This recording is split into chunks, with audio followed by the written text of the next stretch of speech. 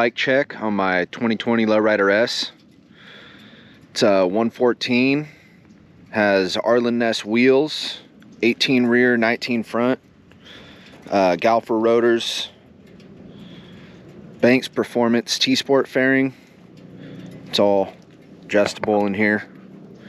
Has the mount for the Baja Designs LP6, and then I just bought a cover that can pop this off and it'll be clear. A bunch of cross thread stuff, pegs, air cleaner cover, derby cover, Bassani pipe, has a Star 3030 cam.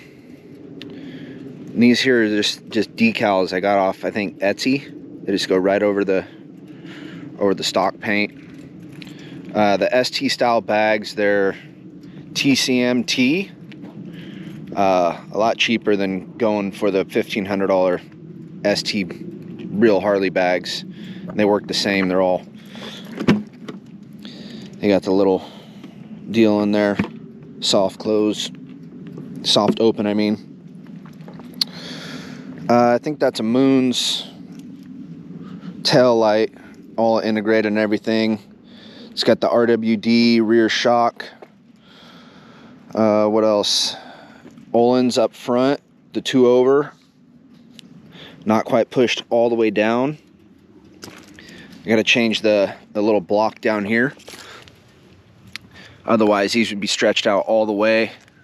So, something I got to do to pull the forks, get more ground clearance because it still scrapes. Built-well risers and some high bend bars. I can't remember who they're from. A little thrashing bag my buddy gave me.